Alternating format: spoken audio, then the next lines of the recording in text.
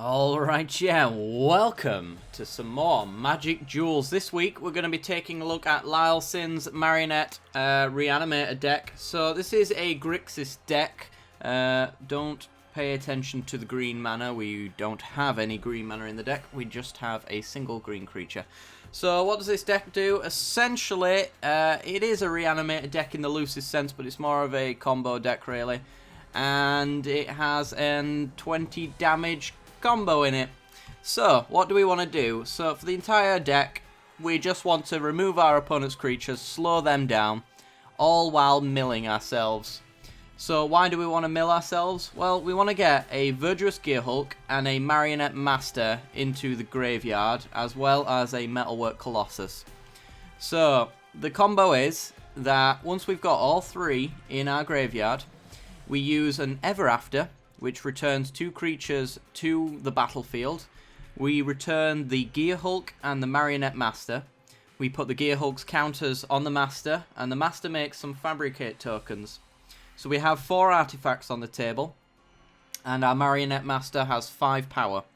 So Marionette Master, whenever an artifact is put into a graveyard from the battlefield, your opponent loses life equal to Marionette Master's power. So essentially, at that point, any artifact that goes into the graveyard will deal 5 damage to our opponent. We have 4. That makes 20 damage. So, how do we deal that 20 damage? Well, with Metalwork Colossus in the graveyard, we can use his secondary ability to sacrifice 2 artifacts and return it to our hand. However, we can, while this is on the stack, we can do it again. So essentially, we can use Metalwork Colossus in our graveyard to sacrifice 4 artifacts. 4 artifacts is 4 triggers on the Marionette Master. Marionette Master's 5 power, 5 times 4, 20 damage. So we can instantly kill our opponent. That is the plan essentially. So let's go down to the bottom of the deck and see how it works. So first of all, we've got Insolent Neonates. So for 1 red mana, we have a 1/1 Menace. Discard a card, sacrifice the Neonate, and draw a card. So this is one of the ways that we can get our key pieces out of our hand. Also allows us to filter through our deck to find our key pieces. So we want to find our Ever After. The Ever After is the only essential card that we need in our hand when we want to go for the combo. So we want to be looking for at least 1 copy of that. And from that point on, we just want removal, burn, that kind of thing. Just loads of card, draw and discard. So Marionette, Insolent Neonate allows us to do that. So it discards our good cards that we want in the graveyard, gets us our removal spells. Then we have Jace Vryn's Prodigy. Essentially does the same thing, 1 blue mana. So for a tap, we can draw a card, then discard a card. So yet again, we draw a card looking for our removal, and our card draw, and our discard, and our self-mill. And then we discard the important cards that we want in the graveyard, our Marionette Masters and our Gearhulks. If 5 or more cards are in your graveyard, then we get to exile Jace, and Jace becomes more useful at that point. Arguably, anyway, we still might want his loot later down the line, but he becomes Jace Telepath Unbound. So his +1 allows us to slow down our opponent by making one of their creatures -2/-0 until the end of the turn. So that could, in theory, completely shut down a creature. Most of the time it doesn't, it just sort of slows them down. I think the real reason you want Jace, though, to be flipped is so you can use his -3 ability. You may cast instant or sorcery card from your graveyard this turn. If that card will be put into your graveyard, exile it instead. So if we've lost both of our Ever Afters into the graveyard, for example, Jace is our way of casting it from our graveyard. If we have no discard outlets, then we probably have some in our graveyard, so we can -3 to get our Cathartic Reunion out of our graveyard, for example. We still have to pay the extra costs of discarding cards, of course, but that is usually a good thing. And, you know, we get to exile it. So any instant or sorcery in our graveyard becomes usable. And most of the deck is instant and sorcery, so it's really useful is that -3 ability. And then the -9, not so useful, but you get an emblem where wherever you cast a spell, target opponent puts the top 5 cards of his or her library into her graveyard. Not really relevant in this deck. I doubt by the time you've ultimated him, there's much point in doing it. We then have Cathartic Reunion, so for 1 and a red, sorcery speed. As an additional cost to cast Cathartic Reunion, discard 2 cards and then we get to discard 3 cards. So this is a great way to get through our deck, to find that Ever After, to find our removal spells, and it's also a fantastic way to get rid of our Marionette Masters and our Gear Hulks and things like that, and our less important cards. If we're flooded out on lands, for example, a Cathartic Reunion is a great thing because we just get to drop those lands, get 3 more cards, and it's likely going to be a lot more useful. So that's why we've got 4 copies. This deck does a great job of milling itself, and Cathartic Reunion really helps with that. We then have Fevered Visions, so for 1, a blue and a red enchantment. At the beginning of each player's end step, that player draws a card. If the player is your opponent and has 4 or more cards in hand, Fevered Visions deals 2 damage to him or her. So we can get a little bit of burn damage. This is particularly good if your opponent has things like Blessed Alliance to get to like 24 life, for example. Fevered Visions will have likely done about 4 damage worth of triggers onto your opponent, and it also allows us to draw into extra cards to find what we need from our deck, like our Ever Afters and that kind of thing. So it's really good for that. And if we're really unlucky, then we can discard to hand size and get our Gear Hulks and things like that into our graveyard that way as well. But Fevered Visions, great little bit of burn for our opponent, and great card draw for us. Next we have Unlicensed Disintegration, a 1 black and red instant speed, destroy target creature, then if you control an artifact, Unlicensed Disintegration deals 3 damage to that creature's controller. So this is really just a premium removal spell, essentially. We're only really going to be destroying target creature, because the only artifacts that we are going to generate are our Gear Hulks and the servos from our Marionette Masters and our Colossus, and we're likely not going to be casting them with the intention of murdering our opponent with them. So these likely will be, the only way this will be triggered is essentially when we're going for the win. So, you know, if we do have our opponent with more than 20 life though, we can destroy a creature if they have if we have our servo tokens on the battlefield, for example, then we can deal an extra 3 damage to them because we then have ourselves a artifact. Next we have Pieces of the Puzzle, 4 copies of this, because this is the best self-mill card in the format, in my personal opinion. And it grabs pretty much everything we want to grab and throws away everything that we don't.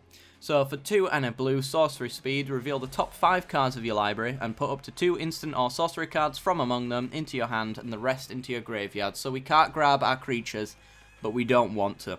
We just want to grab our instant and sorcery cards. So we can grab our mass removal, our burn, our board wipes, that kind of thing. Even our tutors to go find the card that we really want.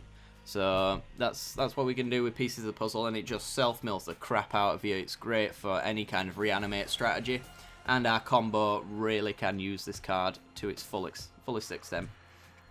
We then have Radiant Flames, 2 and a red with Converge. Radiant Flames deals X damage to each creature, where X is the number of colours spent to cast Radiant Flames. So we are a Grixis deck, a 3-colour deck. We have the mana to support this deck. We can deal up to 3 damage to each creature our opponent controls.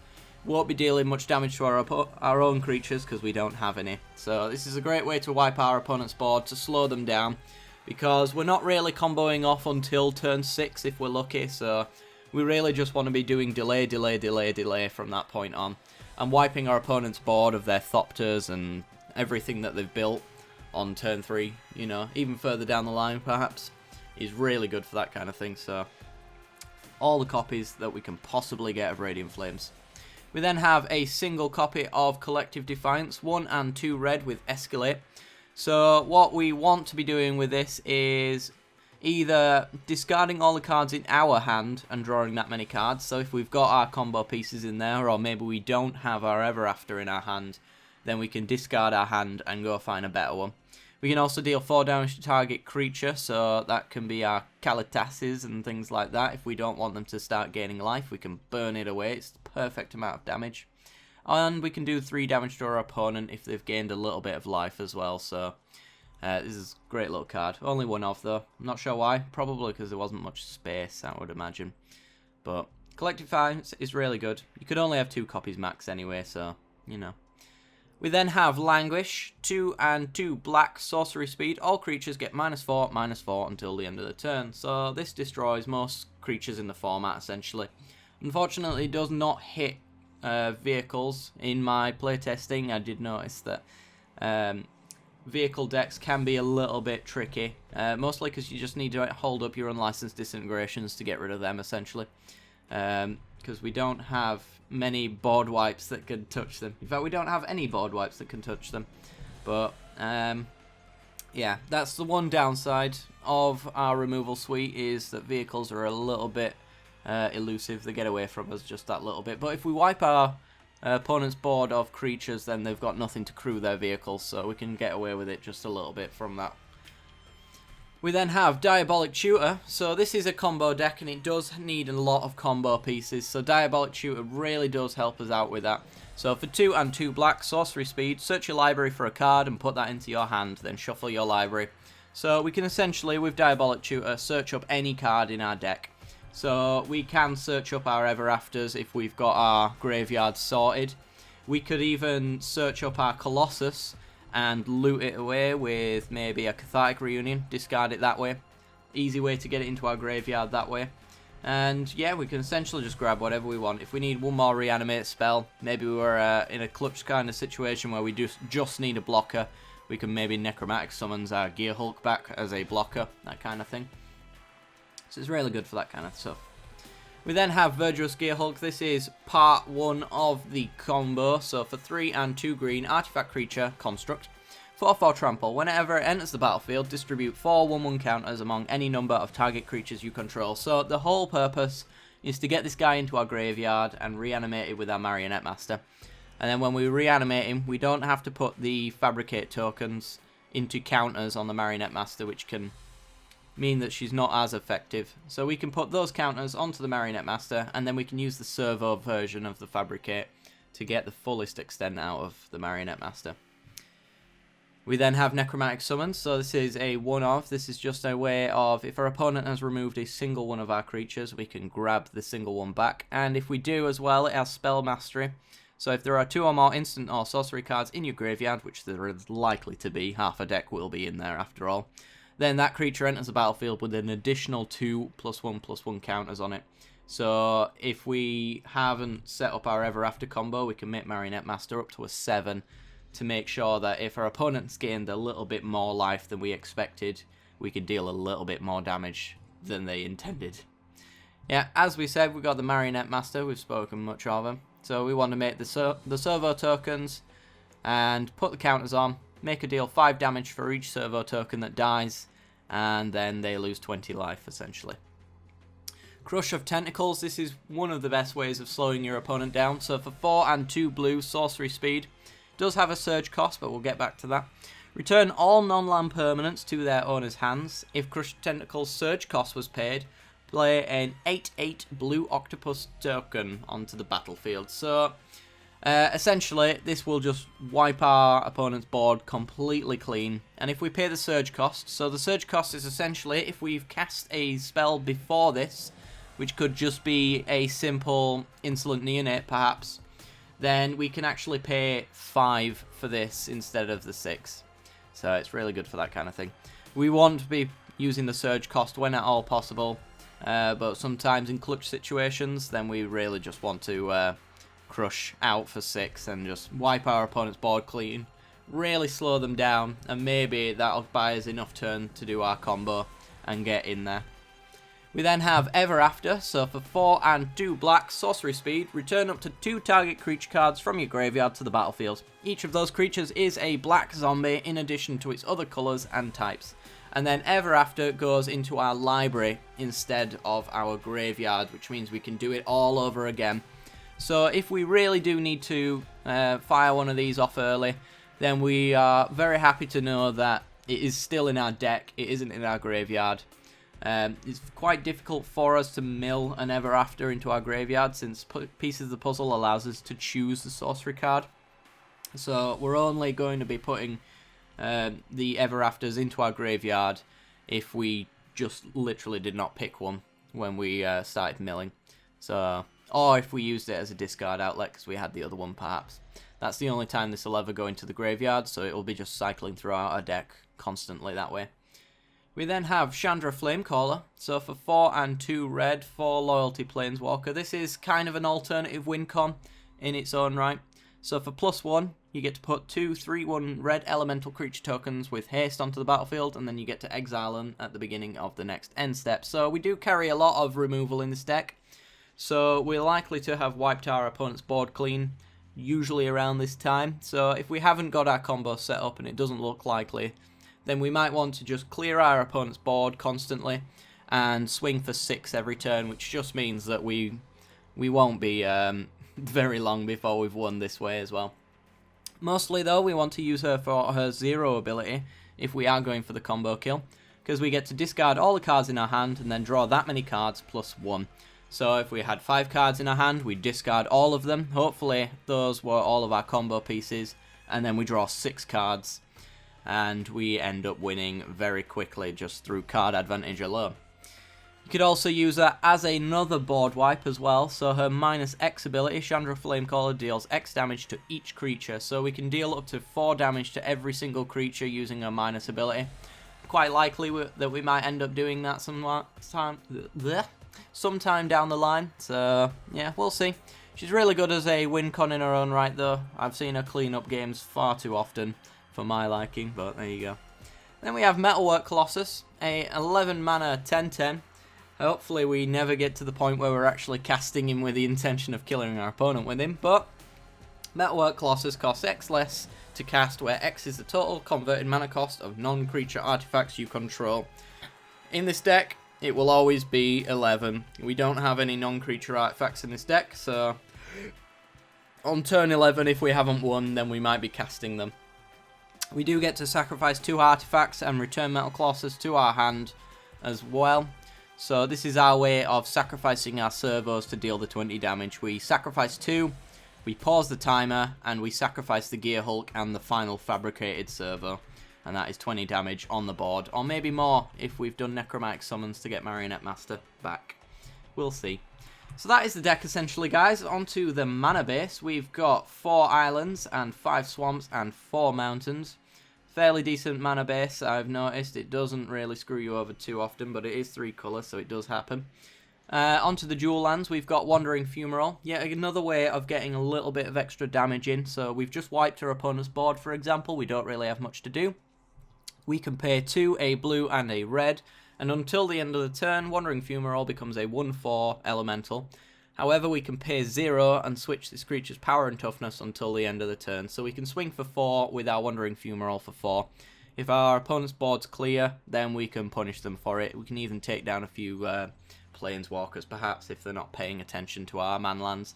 So this is a great way of dealing a little bit of extra damage that way, especially if the life gain as well. We want to get them below 20 so that we can finish them off. We then have Smoldering Mush, so this is a check land, so Smoldering Mush enters the battlefield tapped unless you control 2 or more basic lands. We do run a fair few basics in the deck, so it's very likely to happen. And it is a black-red mana as well, so we get to really make our land base quite nice for the situation. We then have the equivalent in blue and black, so it enters the battlefield tapped unless you control 2 or more basic lands. Drowned Catacomb. So Drowned Catacomb enters the battlefield tapped unless you control an island or a swamp.